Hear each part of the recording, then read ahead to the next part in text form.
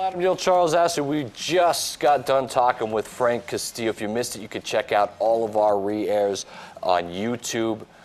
Just type in uSports Central. You'll get it there. You could see Frank Castillo's action. You could also check out the great interview we had with Zach Gentry. A lot of people raving about that interview, Charles, with Zach Gentry, just because he was able to open up with us a little bit. He shared some information that nobody else had got, so it was a good interview. We right get here. people to open up around here. Yeah, we want to keep it nice and loose, right? That's how we joke around a lot. We go at each other, but this is a real loose set. That's how we run around here, and we love guests. So if you want to be a guest, literally, things are falling off the roof, and this. So if you ever want to be a guest, just email us or call us or tweet us, and we'll get you on. Right?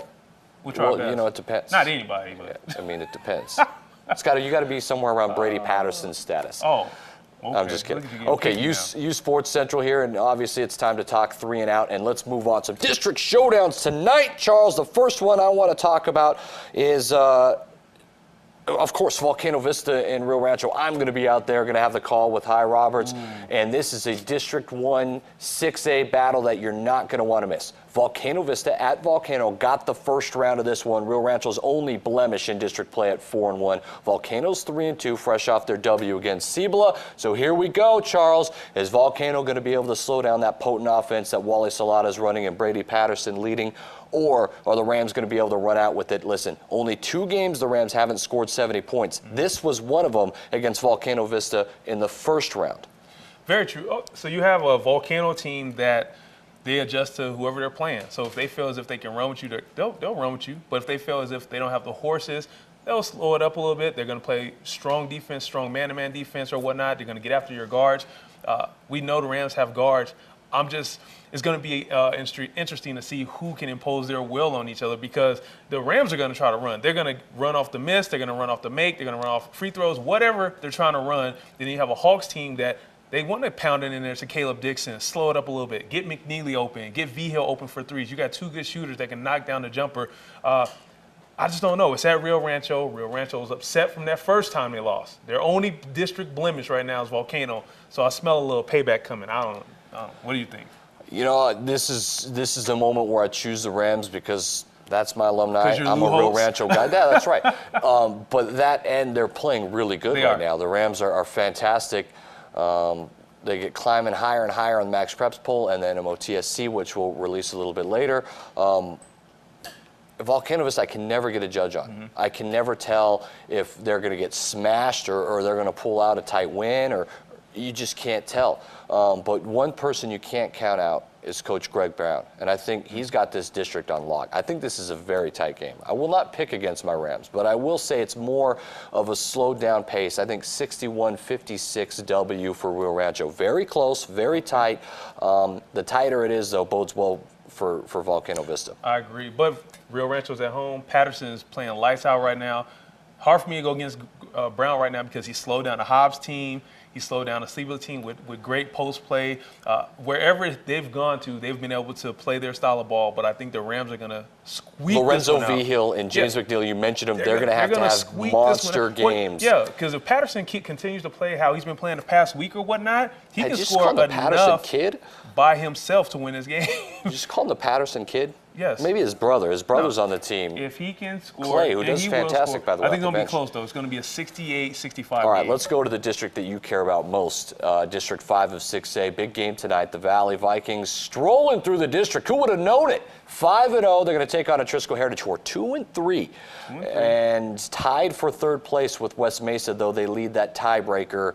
Weird situation there. But Valley, with a win here, they can cement it, because then they can slip up against Albuquerque on Thursday night, and it'd be no problem for them as long as they don't lose to Rio Grande, right? Yeah, who's struggling right now.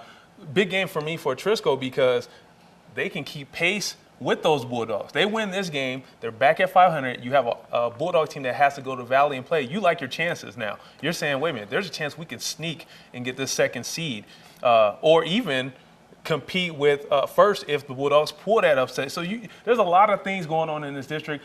It's big for Valley because, as you mentioned, it gives them room to say, hey, we can lose the next one and still win this thing. So big game for Valley tonight. I'm a believer in Adrian Ortega. Now, Atrisco Heritage lost the first round. You always pick against him. Atrisco Heritage lost the first round at Valley. Very tight game going into the 4th quarter.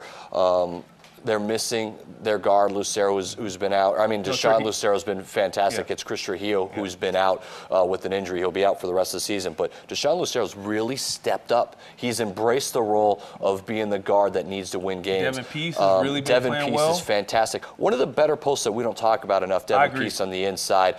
Can Rodriguez hit some three-pointers on the outside like he's been doing? I'm going to go with the upset. I say Atrisco Heritage gets revenge on their home court and then makes it a little bit closer of a district here. I'm going upset because I think they're flying high. They're playing very confident ball right now. You have a Valley team that's playing very confident, but the edge has to go to the home team right now. I think Atrisco will pull it off. I think Devin Peace has a monster game, to be honest with you. I feel like a 20-point, 15-rebound type of game.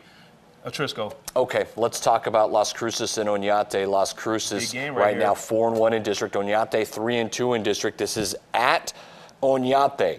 The Knights struggle a little bit, but for some reason they would be, in my projection at least in the tournament, at the very end of it. Huge game for the Knights. I think Cruces is going to be in this tournament regardless at the end of the playoffs, but I think Cruces really solidifies this district and takes control and goes to 5-1, even on the road. Very tight game, low scoring.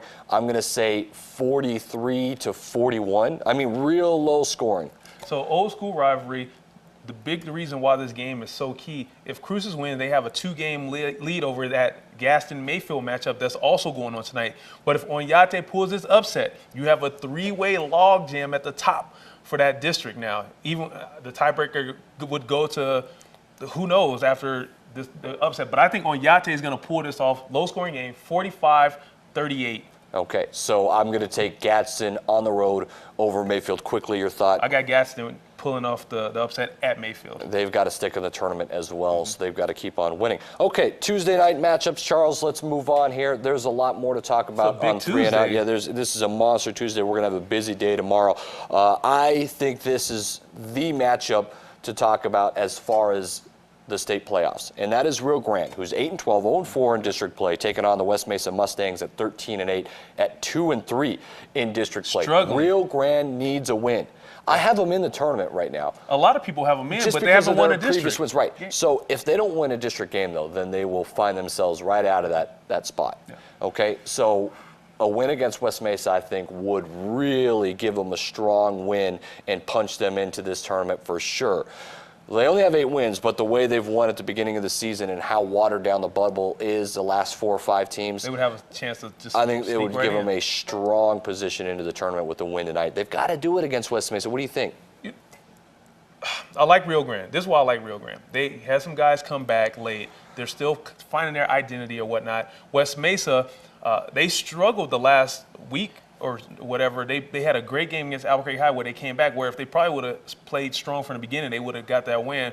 So you have a 2-3 district West Mesa, an 0-4 Rio Grande who needs this. I think the Ravens are come out, play desperate, and steal it. I'm going to say West Mesa. I think Zach Schreier is going to bounce back. He's got to start picking up his scoring. Drew Wasani, a really good guard. Drew is balling. Coach Jimenez, go inside to Dakota Yancey. Do yourself a favor and go inside to Dakota Yancey.